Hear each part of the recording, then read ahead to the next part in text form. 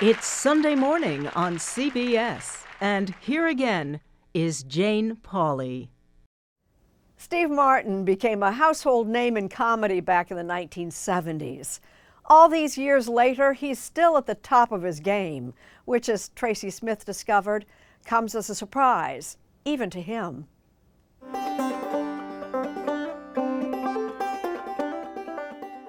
Okay, you don't usually associate the sound of the banjo with the view of New York City, but with Steve Martin, it all seems to work. He played for us at his apartment last month, and to everyone there, he sounded amazing. Oh, I blew it there. You got it. But to him, it wasn't quite good enough. In some ways, it sums up how Steve Martin has lived his whole life. Well, excuse me. And now you can see for yourself. A new Apple TV project, Steve Martin, a documentary in 2 pieces. You better pull yourself together. Traces his path from anxious kid to the superstar we've come to know. You know, I have figured out one thing that would totally put an end to show business, and that is if the human race, instead of having 2 arms, just had 1 arm right in the center of our body. Now, the reason that would put an end to show business, how would people clap? Be, Near the beginning of the first film, you say, I guarantee I had no talent. Yes. None. I stand by that. Well, meaning I couldn't sing, dance, or act. Good evening and welcome. My name is Steve Martin. Steve Martin. I am a wild and crazy. So what do you think if you had no talent? What did you have? A love of show business. Why don't I interview you as we're driving? It's called Viking, but sure. Martin tells his story with the help of filmmaker Morgan Neville, whom you may know as the director of the 2018 Fred Rogers doc, Won't You Be My Neighbor? So you kind of heard through the grapevine that Steve maybe would be interested? I heard that somebody in an elevator asked Steve if he was interested in doing a documentary. Are you serious? That is true. And he said maybe. And that was the crack in the door. It's more than just a crack. Neville got all of Martin's early performances, his detailed diaries, and a good chunk of his time. You've been a fan since you were 12 years old? Yeah, even younger. When I was 12, I convinced my dad to drive me to Las Vegas to see Steve do stand-up at the Riviera. Wow. So I actually got to see Steve do stand-up. I actually went to the early show and the late show that same night. Oh, wow. I was at both of those shows too. And you also said this is one of the things that maybe you discovered more about with Steve. You're so modest. I think you have to be. I remember Mike Nichols told me once, he said, when I'm in New York, I'm Mike Nichols. When I go to LA, I'm thinking, how am I doing? Seems Steve took that to heart. By the late 70s, Steve Martin was wildly successful beyond even his dreams. We are 2 wild and crazy guys. He was a fixture on Saturday Night Live. The obsequious, purple and clairvoyant. His comedy tours would sell out coast to coast. His stand-up record, Let's Get Small, was the first comedy album to go platinum. And then he left the stage. Not to give anything away, but the end of the first film is you're walking away from stand-up. Right. Why'd you walk away?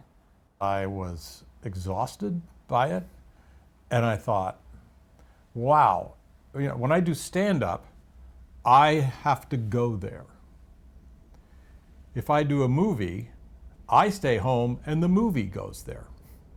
And also, it had a sense of permanence, like you could get the thing exactly right. I don't really know karate. I didn't think so. So Steve Martin went from stand-up king to movie star. 'Cause I'm a dentist and a sex sale.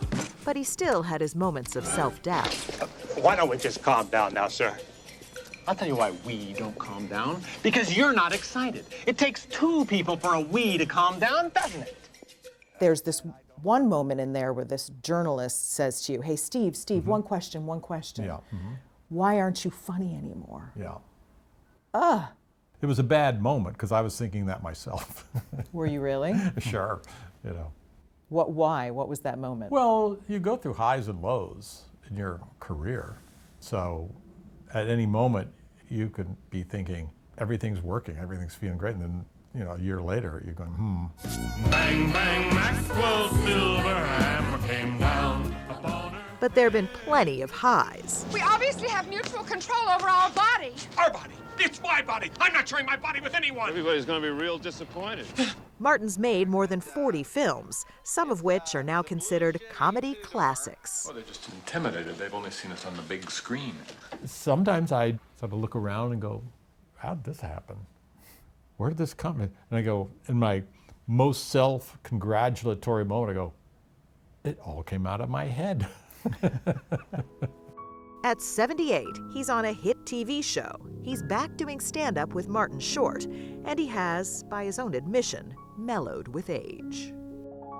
One of the things you talk about a lot in the second film is that you've changed, and your friends talk about it too. Mm-hmm. And I think at one point you say, I wasn't mean, I was just removed? Yeah, I would say. What do you mean? I remember Tommy Smothers said once, because I was writing on this show, he said, talking to Steve Martin is like talking to nobody. But no, I have changed. I don't know how to quantify it. I'm just nicer, friendlier. I have this theory that as you age, you either become your worst self or your best self. And I feel like I've become my better self, and I can see other people becoming their worst self. They become more hostile, they become more difficult, and it's a pretty clear line for me. I was after that quality that is indefinable, where you say, I don't know why it was funny, but it was. Yeah, he says he has no talent, but with his life, Steve Martin's created a masterpiece. What did you learn about Steve through this process? Well, nothing. Nothing? Then why do it? What was the point of doing it? Well, it's part of being in show business, But there's something more to it for that, because you don't fall for these trappings of show business. You know what I'm saying? You didn't have to do this. Yeah. No, it's a fantastic outcome to have a documentary done about you. So is this kind of what you do? A documentary is just a natural progression? I used to watch, I'd still watch American Masters thinking, wow, one day I'd like to be a subject of a documentary. And then suddenly you are. And I'm 78. When else?